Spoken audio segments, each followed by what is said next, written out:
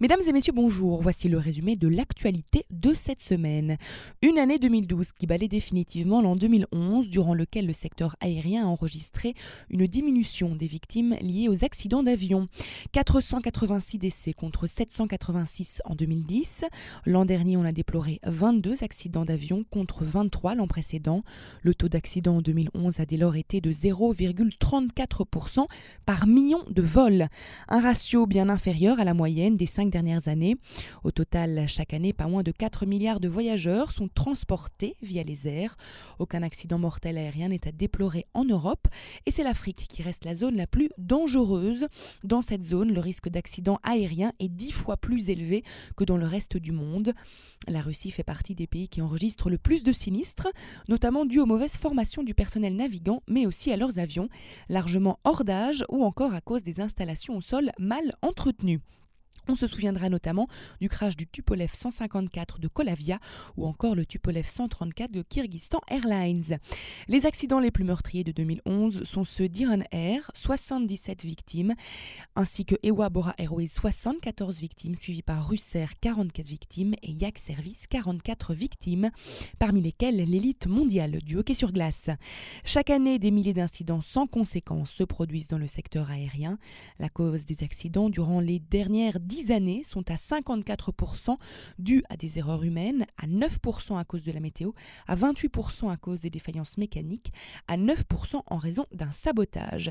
Espérons que cette année suive la même tendance que 2011. Nous vous en parlions avant les fêtes, les touristes français qui désirent se rendre en République dominicaine devront se munir d'un passeport. Cependant, cette annonce faite par le gouvernement et relayée par l'Office du tourisme était restée relativement floue. Il n'y avait pas de date arrêtée pour le début de ces nouvelles mesures. À la suite d'une requête du CETO, l'association des tours opérateurs français, le directeur général du service de migration de la République dominicaine a précisé les nouvelles conditions d'entrée sur le territoire outre-Atlantique.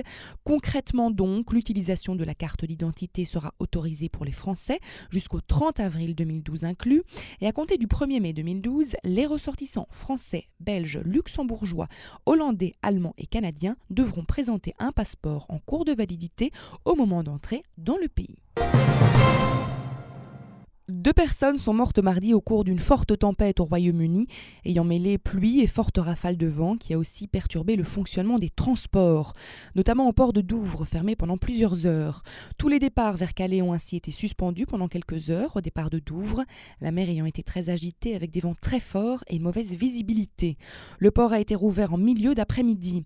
Les liaisons entre l'Angleterre et l'île de Wight, au sud, ont été aussi en partie suspendues. L'Écosse a été particulièrement affectée par la tempête. À l'aéroport de Glasgow, des vols ont été annulés ou retardés, les rafales allant jusqu'à 160 km/h. Ont aussi désorganisé la circulation des trains et un service d'autocar a été mis en place pour acheminer les voyageurs. Quelques 70 000 foyers ont été privés d'électricité. L'Irlande du Nord et le Pays de Galles n'ont pas été épargnés par le vent qui a déraciné des arbres le long des routes, perturbant la circulation et entraînant la fermeture de plusieurs axes routiers. Dans le sud-ouest du pays, les autorités craignant des inondations ont émis un avis d'alerte pour 21 rivières. Le célèbre champ de course d'Epsom, situé également dans le Surrey, a dû être évacué, une partie du toit de sa tribune ayant été emportée par le vent. Seuls les employés se trouvaient sur place au moment de l'incident. Le ministère du Tourisme des Maldives est revenu sur sa décision de fermer les spas et salons de massage et de relaxation. En effet, sous l'impulsion du parti d'opposition ultra-conservateur Adalat, le gouvernement avait jugé ces lieux comme des endroits de prostitution. Il faut dire que le pays est musulman à près de 100%. La constitution elle-même définit la République des Maldives comme un État islamique où la religion musulmane y joue un rôle fondamental puisqu'elle est religion d'État, la seule qui soit autorisée dans l'archipel. Tout autre culte est formellement interdit aux Maldiviens, tandis qu'il est permis aux résidents étrangers de pratiquer leur religion s'ils le font à titre privé et n'encouragent pas les autochtones à y participer. Le gouvernement a expliqué avoir mené son enquête sur ces dites maisons closes et avoir constaté qu'il s'agissait d'endroits où les familles pouvaient obtenir des soins haut de gamme. À chacun ses traditions et en ce lundi 9 janvier, c'est la Wallonie-Picarde qui va festoyer. En effet, comme chaque année, c'est le lundi par juré, appelé aussi lundi perdu, de nature familiale ou amicale. Cette fête consiste à manger du lapin aux pruneaux et aux raisins, suivi de la salade tournaisienne accompagnée de mutio, c'est-à-dire de la tête pressée finement hachée et garnie d'ail et de persil, rien que ça. Évidemment, on ne peut terminer le repas qu'avec la très célèbre galette des rois. Le repas est aussi l'occasion de jouer au billet des rois, un jeu de rôle où chacun a sa petite fonction. Mais attention à ne pas se tromper, la tradition veut que pendant tout le repas, les convives boivent du vin et non de la bière. Très répandue dans toute la Wallonie-Picarde, cette tradition n'attend qu'à se faire connaître. Et ceci referme notre journal. Je vous remercie pour votre attention et pour votre fidélité. Je vous rappelle notre site internet sur lequel vous retrouvez toutes les informations touristiques 24 heures sur 24 et 7 jours sur 7. Il s'agit du www.libertytv.com/tv.